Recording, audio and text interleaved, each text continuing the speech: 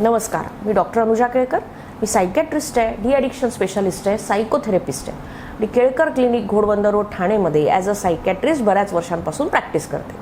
आज आपण बोलतोय बदलावाबद्दल, की how to deal with change. आपल्या आयुष्यात बरेच चेंजेस होत असतात, बरेच बदलाव घडत असतात.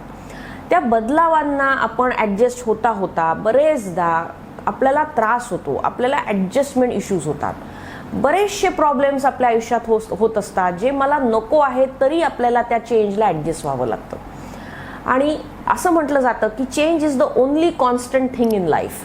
त्यामुळे चेंजेस हे होणारच आहेत. आता याच्याशी कसं डील करायचं? सगळ्यात पहिले सेलिब्रेट पॉझिटिव्ह आउटकम्स. आता फॉर एक्झाम्पल, जर माझ्या फ्रेंडशी भांडण झालं आणि आता तो माझ्याशी बोलत नाहीये, हा माझ्या आयुष्यातला चेंज आहे. आता याच्यामध्ये मला त्रास होतोय, तर आता त्याच्यामध्ये असं विचार करू की माझे जे रोज त्याच्याशी भांडणं होत होते, जे माझे डिफरन्स ऑफ ओपिनियन होत होते, ॲटलिस्ट ते कमी झाले आहेत. आणि त्याच्यामुळे मला पॉझिटिव्ह त्याच्यातनं मिळालेलं आहे. किंवा मला जो मनस्ताप होत होता माझ्या फ्रेंडशी बोलून, तो माझा कमी झाला आहे. मला माझ्या लाईफवर फोकस करता येत आहे. माझं कॉन्सन्ट्रेशन जे होत नव्हतं, माझं जे डिस्ट्रॅक्शन होत होतं, माझा जो दिवस खराब जात होता त्याच्याशी वादावादी करून, ॲटलिस्ट ते माझं इम्प्रूव्ह झालं आहे. तर असे celebrate your outcomes, positive outcomes. जे पण काही चेंज आला आहे, ॲक्सेप्ट द चेंज. म्हणजे ठीक आहे, माझ्या आयुष्यात असं झालं आहे, आता मी काय करू? जसं फॉर एक्झाम्पल, एका माणसाची ट्रान्सफर झाली आहे दुसऱ्या शहरामध्ये. आता ते त्याच्या हातात नाही आहे.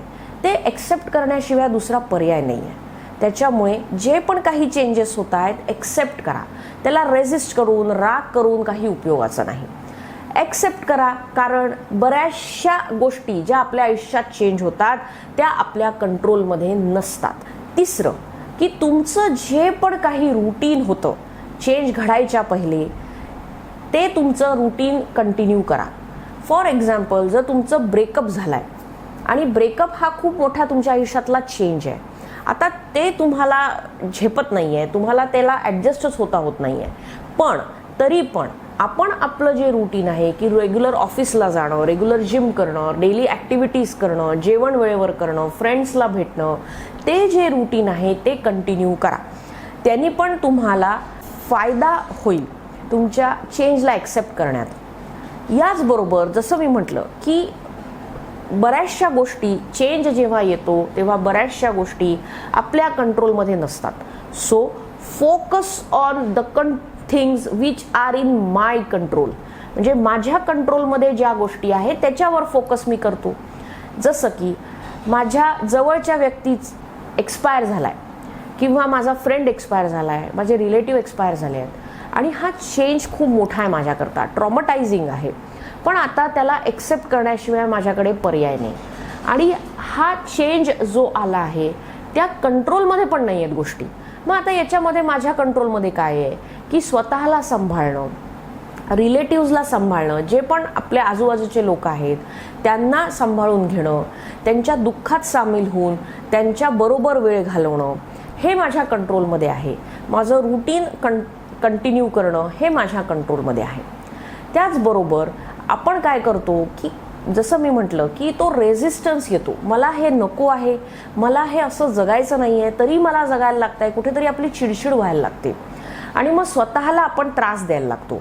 म्हणजे वेळेवर जेवण न करणं, वेळेवर रुटीन फॉलो न करणं, झोप व्यवस्थित न घेणं, जास्त वेळ मोबाईलवर घालवणं. तर असं न करता be kind to yourself. म्हणजे स्वतःला वेळ द्या या सिच्युएशनला ॲक्सेप्ट करायला, या चेंजला ॲक्सेप्ट करायला. स्वतःशी सौम्यपणे व्यवहार करा. आणि सगळ्यात शेवटचं म्हणजे की जर तुम्हाला हे सगळं पॉसिबल होत नसेल, असं होतं की हे सगळ्या चेंजला ॲक्सेप्ट करता करता बरेचदा ॲडजस्टमेंट इश्यूज होतात. कारण तो आतमधनं रेझिस्टन्स असतो, ते दुःख असतं, तो राग असतो, आणि त्याच्यामुळे त्याचा त्रास होत असतो. आणि त्यामुळे anxiety, depression, insomnia are very common in adjustment issues. त्याच्यामुळे जर गरज पडली तर प्रोफेशनल माणसाची मदत घ्या. Seek the help of a mental health professional. Video तुम्हाला आवडले आहे तर लाईक करा, सबस्क्राईब करा, शेअर करा. धन्यवाद.